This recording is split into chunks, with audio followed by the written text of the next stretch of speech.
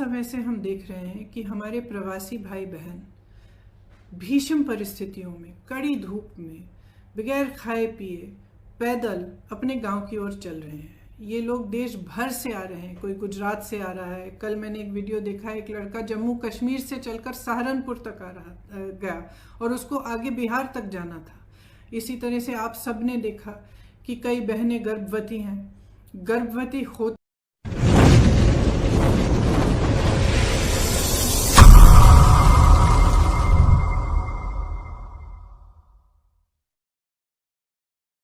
कि एक दादी दादा अपने पोती पोतों को उठाकर, इस तरह से दादाजी उनको उठाकर एक झूला सा बनाया था, उसमें उनको रख के उठाकर चल रहे थे।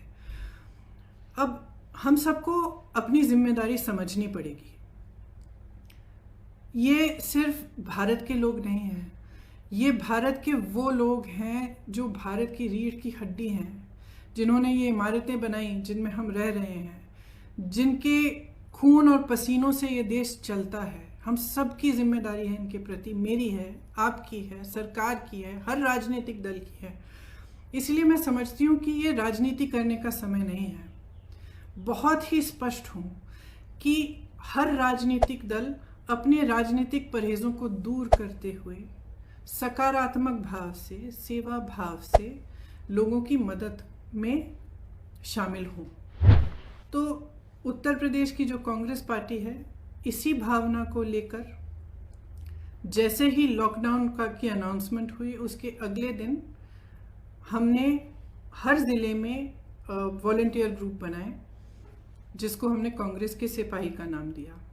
इन वॉलंटियर ग्रुप्स के ज़रिए हमने हेल्पलाइन जारी करी हर ज़िले में, और दिन रात हम खाना राशन बांटने का काम कर रहे हैं। इसके अलावा हमने सांझी रसोइयाँ खोली। उसके अलावा हमने हाईवे की टास्क फोर्स बनवाए, जो हाईवे पे जो चल रहे हैं उनकी मदद के लिए हैं। तो तमाम ऐसे कार्य हमारे बड़े से बड़े लीडर और हमारे ग्रामीण स्तर के कार्यकर्ता, हमारे ज़िला स्तर के कार्यकर्ता अपने ही साधनों से ये काम दिन रात कर रहे हैं। और इस काम के ज़रिए हमने अब तक 67 लाख लोगों की मदद की है। उसमें से 60 लाख के करीब उत्तर प्रदेश में ही हैं, और 7 लाख लोग ऐसे हैं जो उत्तर प्रदेश के बाहर फंसे हुए थे, जिनको खाना राशन की ज़रूरत थी और जिनका वापस आने के लिए हम कोऑर्डिनेशन कर रहे हैं। हमारी एक सेंट्रल हेल्पलाइन भी है, उसके ज़रिए भी हम लगातार दिन रात कोऑर्डिनेशन करते हैं। तो हम मदद करना चाह रहे हैं। हमारी भावना शुरू से सकारात्मक रही है और सेवा का भाव हो रहा है। इसी भाव से हमने अपने सुझाव मुख्यमंत्री जी को दिए, और सकारात्मक रूप से ही दिए कि देखिए, आपको ठीक लगे तो आप ये चीज़ें कर लीजिए। जहाँ जहाँ हमें लगा कि वो कुछ अच्छा कर रहे हैं, हमने उनकी तारीफ भी की, हमने उसका स्वागत किया, उन कदमों का स्वागत भी किया। कुछ समय से हम कह रहे थे कि यूपी रोडवेज की जो बसें हैं उनको प्रवासी भाई बहनों के लिए उपलब्ध करा दीजिए, ताकि उनको जो पैदल चल रहे हैं वो बसों में बैठकर बसों में बैठकर सुरक्षित तरह से अपने घर गांव पहुंच पाए। तो हम काफ़ी समय से ये सुझाव दे रहे थे, ये मांग कर रहे थे। जब एक दिन कई हादसे हुए, कई एक्सीडेंट हुए, और हमने देखा कि यूपी की रोडवेज की जो बसें हैं वो अभी भी सक्रिय नहीं हुई हैं, तो हमने एक मुख्यमंत्री जी को एक चिट्ठी लिखी कि हम 1000 बस को उपलब्ध करेंगे। गाज़ियाबाद और नोएडा बॉर्डर पर हम इन बसों को रोक देंगे, और आप अगर अनुमति देंगे इसके संचालन के लिए, तो जो प्रवासी भाई बहन दिल्ली और एनसीआर क्षेत्र से चल रहे हैं उनको हम इन बसों में बिठाकर अपने घर तक पहुंचा देंगे। तो अगले दिन मुख्यमंत्री जी ने ये ऐलान किया कि यूपी रोडवेज की 12,000 बसें हैं, इन्हीं का इस्तेमाल होगा और आपकी बसों की ज़रूरत नहीं है। तो हमने 17 तारीख को सुबह 500 बसें गाज़ियाबाद में खड़ी की थी, हमने उनको वापस भेज दिया। अगले दिन उनसे एक और चिट्ठी मिली कि आप अपनी लिस्ट दे दीजिए, और 1000 बस की आप लिस्ट दे दीजिए, उसमें चालक का नाम होना चाहिए, परिचालक का नाम होना चाहिए, फिटनेस सर्टिफिकेट वगैरह सब कुछ आदि होना चाहिए, ये हमारे पास पहुंचा दीजिए। तो हमने उनको धन्यवाद दिया कि आपने हमें अनुमति दी है बसों को चलाने के लिए, आपको हम लिस्ट उपलब्ध कर देंगे। तो 4-5 घंटों बाद हमने वह लिस्ट उपलब्ध कर दी। फिर 11:30 बजे रात को उनसे एक और चिट्ठी मिली कि आप अपनी 1000 बसें लखनऊ पहुंचा दीजिए कल सुबह 10 बजे। तो इसमें हमने कहा कि देखिए, हमारी बसें खाली दिल्ली से लखनऊ जाएंगी। इन बसों का मकसद ही ये था कि गाज़ियाबाद और नोएडा से, एनसीआर क्षेत्र से जो चल के जा रहे हैं उनको हम बिठाकर उत्तर प्रदेश के गांव और ज़िलों में ले जाएं। तो इन बसों का लखनऊ तक खाली चलना तो पूरे मकसद को ही ख़त्म कर देता है। तो हमने उनसे ये सुझाव दिया कि देखिए, हम गाज़ियाबाद नोएडा में इन बसों को तैयार रख लेंगे, आप परमिट दे दीजिएगा। फिर ये पूरा राजनीतिक सिलसिला शुरू हुआ कि आप हमें परमिट दे रहे हैं, लिस्ट दे रहे हैं, लिस्ट में कुछ गलत नाम है। जो भी है, मैं इन चीज़ों में नहीं पढ़ना चाहती और मैं सरकार पर सवाल भी नहीं उठाना चाहती। अगर उस लिस्ट में कुछ ऐसे नंबर हैं जो गलत हैं, कोई बात नहीं, हम एक नई लिस्ट भी उनको दे सकते हैं। मैं सिर्फ ये कहना चाहती हूँ कि 17 तारीख को 500 बसें हमने गाज़ियाबाद बॉर्डर पे खड़ी की थी।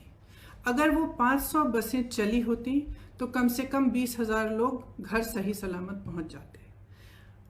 कल हमने 900 बसें, 500 बसें राजस्थान के बॉर्डर पर और राजस्थान यूपी के बॉर्डर पर, और 300 से अधिक बसें, जिसकी पूरी टोटल संख्या 900 के करीब थी, हमने गाज़ियाबाद बॉर्डर पे, दिल्ली बॉर्डर पे हमने उपलब्ध कराई।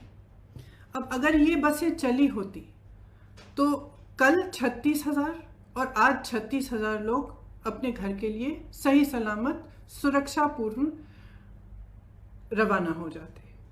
लेकिन हम इस राजनीतिक सिलसिले में उलझे रहे। उन्होंने कहा कि लिस्ट गलत है, कुछ ये हो रहा है, वो हो रहा है, बसें हमारी पहुंच गई हैं। कल 4 बजे से हमारी बसें बॉर्डर पे खड़ी थी।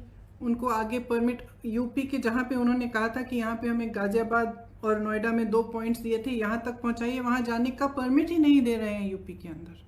तो बसें खड़ी रहीं, आज भी खड़ी हैं। अब मैं सिर्फ ये कहना चाहती हूँ कि देखिए, 4 बजे 24 घंटे हो जाएंगे कि ये बसें उपलब्ध हैं। अगर आपको इस्तेमाल करनी है तो इस्तेमाल करिए, हमें अनुमति दीजिए। आपको भाजपा के झंडे लगाने हैं, इन पे अपने भाजपा के स्टिकर लगाने हैं तो बेशक लगाइए, बेशक लगाइए। आपको अगर कहना है कि आपने उपलब्ध कराई हैं तब भी कराइए, लेकिन इन बसों को चलने दें। क्योंकि जब तक हम इस राजनीतिक उलझन में पड़े रहे हैं ना, जब तक आप अजीब अजीब से बयान दे रहे हैं और तमाम इश्यूज उठा रहे हैं, तब तक हम कम से कम 92,000 लोगों को घर पहुंचा सकते थे। और वही 92,000 लोग आज धूप में चल रहे हैं, उनके सामने तमाम मुसीबतों को झेलते हुए चल रहे हैं। तो मैं सिर्फ मुख्यमंत्री जी से ये आग्रह करना चाहती हूँ, हमारी बसें वहाँ पे 4 बजे तक खड़ी हैं, आपको इस्तेमाल करनी है तो आप हमें परमिट दीजिए, अनुमति दीजिए कि हम उनका संचालन कर सकें। अगर आपको नहीं इस्तेमाल करनी है तो भी कोई बात नहीं, हम उनको वापस भेज देंगे। हमने 3 दिन पहले भी वापस भेज दिया था 500 बसों को, हम वापस भेज देंगे। जिस तरह से हम लोगों की मदद कर रहे हैं, जिस तरह से हमारे लोग हर ज़िले में, हर शहर में, हमारे कार्यकर्ता प्रवासी भाई बहनों के और लॉकडाउन और महामारी से जो पीड़ित लोग हैं उनकी मदद कर रहे हैं, उस तरह से हम करते रहेंगे। हमें कोई परवाह नहीं है कि आपकी बसें हैं या हमारी बसें, हम सिर्फ एक सेवा भाव से मदद करना चाह रहे थे। तो मैं कहना चाहती हूँ अपने ख़ास तौर से अपने प्रवासी भाई बहनों से जो इस संकट में हैं और जो पैदल चल के जा रहे हैं, कि कांग्रेस का एक एक कार्यकर्ता, एक एक नेता आपके साथ है। आप उत्तर प्रदेश के जिस ज़िले से, जिस शहर से गुजरेंगे, हमारे लोग आपको मिलेंगे, आपको खाना उपलब्ध करेंगे, आपके लिए पानी उपलब्ध करेंगे, आपकी कोई भी सुविधा की ज़रूरत हो वह उपलब्ध करेंगे।